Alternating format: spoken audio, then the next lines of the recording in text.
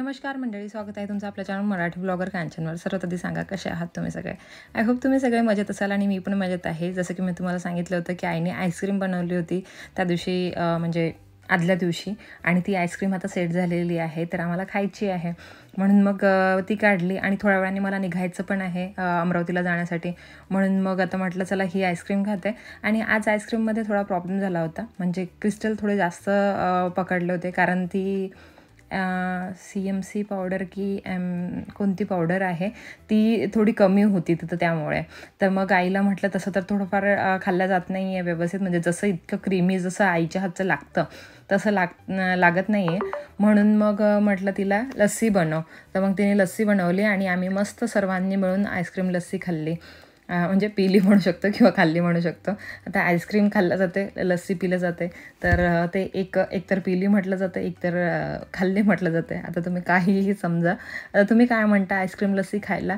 Ice cream lassi खाणं म्हणता की आईस्क्रीम लस्सी पिणं म्हणता? मला कॉमेंट सेक्शनमध्ये सांगाल, ठीक आहे. मी तर एनी टाईम कन्फ्यूज असते आणि खूप काही गोष्टींमध्ये अशी कन्फ्यूज असते मी. तुम्ही सांगू शकता मला, म्हणजे मी ते बोलण्याचा प्रयत्न करेल की तुम्हाला वाटते की खाल्ली म्हणजे आईस्क्रीम लस्सी खातात की आईस्क्रीम लस्सी पितात म्हणून. चला मग इथे आईने लस्सी बनवली छानपैकी आणि मस्त त्याच्यामध्ये आईस्क्रीम टाकला आम्ही आणि खाल्लं. गोलू गेलेला होता हॉस्पिटलला, तर तो पण आला. म्हटलं चला त्याच्यासोबत म्हणजे त्याला पण देते आणि आम्ही सर्वजण मिळून मग आम्ही आईस्क्रीम लस्सी खाल्ली. आणि हो, थोड्या वेळाने मला निघायचं होतं म्हणून थोडी घाई सुरू होती, कारण यांनी पहिल्यांदाच सांगून दिलं होतं. हे सकाळीच निघून गेलं होते, मी तुम्हाला कालच्या ब्लॉगमध्ये सांगितलं, कारण यांची ड्युटी असल्यामुळे यांची खूप घाई गडबड होते. तर सकाळीच हे म्हणजे हॉस्पिटलला पण येऊ शकले. मी त्यांना ॲक्च्युली आम्ही सकाळीच निघून गेलो होतो, गोलू आणि मी 6 वाजताच निघून गेलो होतो. 6 नाही, थोडा वेळ झाला होता चहा वगैरे येते बनवेपर्यंत. मग आम्ही हॉस्पिटलला निघून गेलो आणि यांना उठवायला घरी कोणीच नव्हतं. यांना वाटलं की म्हणजे कर्टन्स वगैरे लागलेले होते, त्याच्यामुळे यांना टाईमचं माहितीच नाही पडलं, अलार्म लावलेला नव्हता. तर त्यामुळे मग मी यांना जेव्हा कॉल केला ते घाईघाईत उठले आणि लगेच निघून गेले अमरावतीला.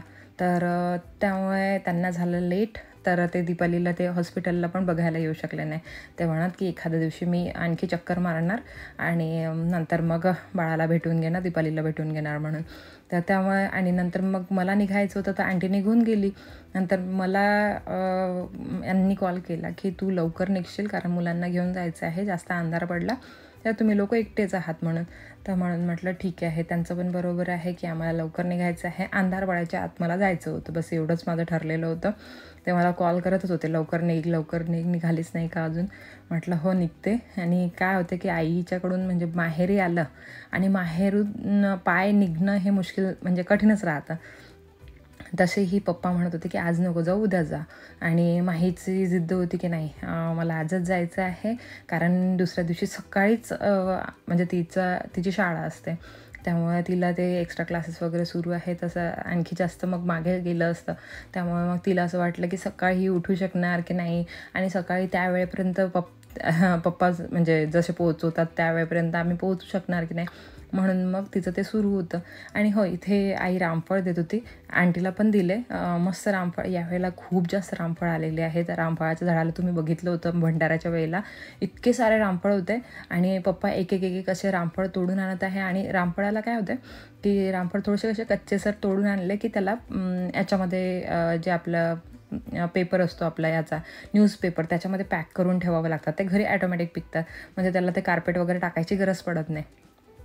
तसेही कार्पेट हानिकारक असतं हेल्थसाठी, तर त्यामुळे ते टाकायची गरज नाही पडत, फक्त आपल्या याच्यामध्ये करायचं, पेपरमध्ये पॅक करायचं.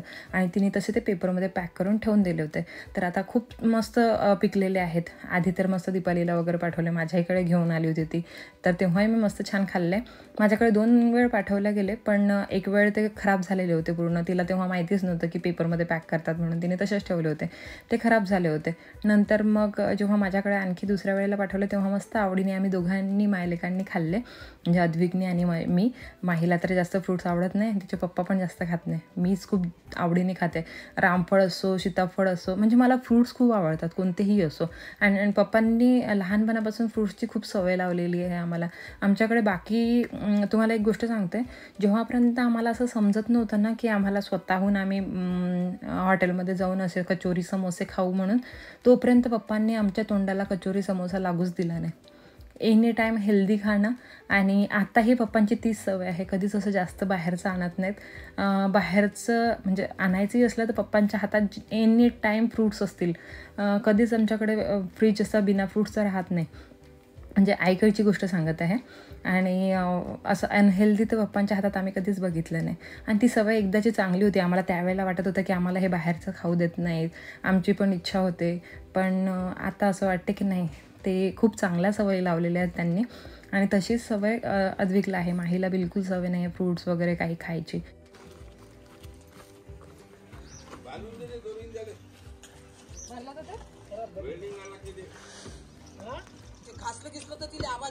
नाही ते याचा आहे ना, रबराचा आहे पप्पा.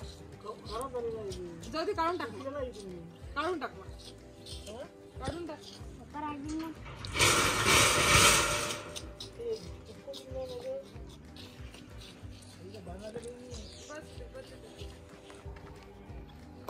चला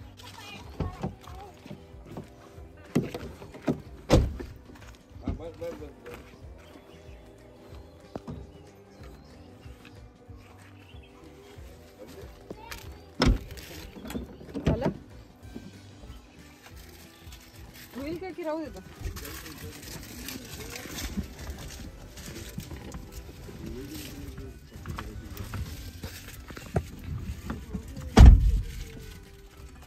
चला बाय.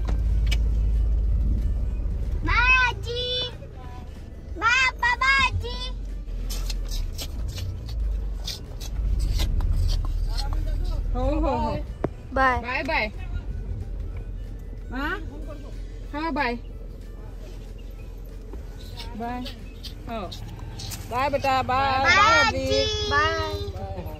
बाय. थँक्यू. कशासाठी? आंब्यासाठी. आंबा दिला देव. चला बाय. हा बाय. आता इथे निघालेलो आहोत आम्ही. आणि एक मजा झाली इथे. मी पहिल्यांदा निघाली इथनं, म्हणजे घरातून निघाली आणि नंतर मग काय झालं की थोडंसं दूरपर्यंत गेलो आणि मुलांना, म्हणजे मला पहिल्यांदाच इच्छा होती की मी हे करते, म्हणजे बाळाला भेटूनच जाते. पण मग म्हटलं की आणखी तिथे गेल्यानंतर वेळ होईल, म्हणून म्हटलं जाऊ द्या, आता तर आलो आपण हॉस्पिटलमधून, म्हटलं राहू द्यायचं, नंतर जाऊ, आणखी पुढच्या वेळेला येऊ. तर मग थोडं दूर गेलं, मुलांची जिद्द सुरू झाली, नाही आम्हाला मामीला भेटायचं नाही, आम्हाला बाळाला भेटायचं आहे. मग आणखी परत मी कॉल केला गोलूला, आईला, म्हटलं तुम्ही निघून या, आपल्याला दीपालीकडे जायचं आहे. तर मग ते पण हसत होते. मग आम्ही दीपालीकडे गेलो, बाळाला भेटलो, दीपालीला भेटलो. मग मन शांत झालं की चला आता भेटून जात आहोत आपण म्हणून. आणि नंतर मग चला, इथे भारती पण आलेलीच होती, भारतीची पण भेट राहिली होती माझी. भारती आली ना त्यावेळेला हॉस्पिटललाच आली होती ती, आणि तोपर्यंत आम्ही निघून आलो होतो, कारण आंटी वगैरे आम्ही स्वयंपाक वगैरे केला, त्याच्यामुळे मी तिची मजा उडत होते. आता मुलगी झाली तुला, आता तिचं होतं की तिला मुलगी पाहिजे होती, म्हणजे मुलं होते ना तिला दोन्ही. ती म्हणत होते अरे कधी कधी असं मुलगी दत्तक घ्यायची इच्छा होते. तर म्हटलं घे, आता झाली मुलगी तुला. तर असं म्हणून हे आमच्या मजा मस्ती सुरू होत्या. आणि तुम्हाला माहितीच आहे भारती आणि आम्ही आधीपासून मैत्रिणी आहोत. तर मी ते पण म्हणत होती, समजा ती म्हणत होती की इथे थांबून जाणं आजच्या दिवस. म्हटलं थांबून गेलं ना रात्रभर आपण झोपणार नाही आणि तिलाही झोपू देणार नाही, कारण आमच्या गप्पा एकदा सुरू होतात ना तर गप्पा थांबतच नाही. मग त्या आधीच्या आठवणी, मग कॉलेजमधल्या आणि शाळेतल्या आठवणी, सर्व अशा आठवणी निघतात. मग कोण कोण कॉन्टॅक्टमध्ये आहे, कोण नाही, हे असं होतच असेल प्रत्येकाचं जेव्हाही आपण जुन्या मैत्रिणींना भेटतो. आणि दुसरी गोष्ट म्हणजे दीपालीच्या दोन्हीही बहिणी माझ्या मैत्रिणी. एक माझी क्लासमेट होती, ती दुर्गा बाजूला जी आहे ती दीपालीची मोठी बहीण आहे, आणि भारतीसुद्धा माझी मैत्रीण होते. तर अशा आम्ही सर्व मैत्रिणी होतो आधी, आणि ती पण आज भेटली, दुर्गा पण आलेली होती, दीपालीच्या बाळाला भेटायला आली होती. तर म्हणून म्हटलं चला आता सर्वांच्या भेटी झाल्या इथे.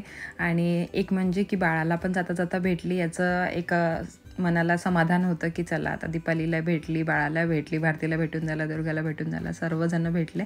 आता आम्ही निघत आहो आणि लवकरच अशी येण्याची हे करू की चला मुलांच्या शाळा जेव्हा बंद होतील म्हणजे हे एक्स्ट्रा क्लासेस वगैरे संपतील त्यावेळेला लवकरच येण्याचा प्रयत्न करू आणि परत मग बाळाला तेच त्रास देणं नेहमी मग दीपालीच्या आईला इकडे येणं.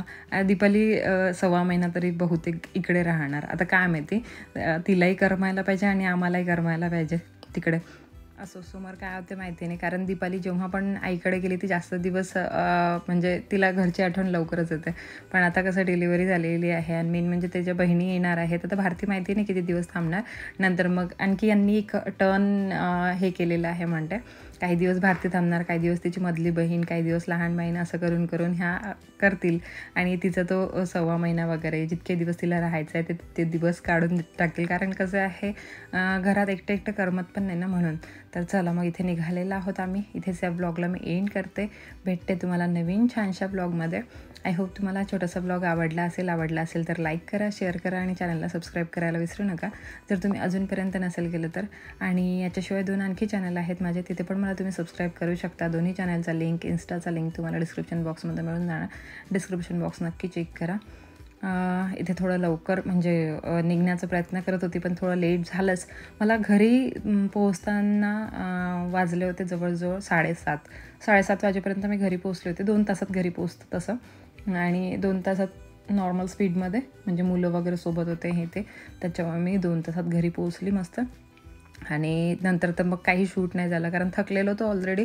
आणि माहीला काहीतरी वर्क पण कंप्लीट करायचं होतं, ती तिच्या वर्क कंप्लीट करण्याच्यामध्ये लागलेली होती कारण त्या दिवशी आम्ही घाईघाईत निघून आलो म्हणून.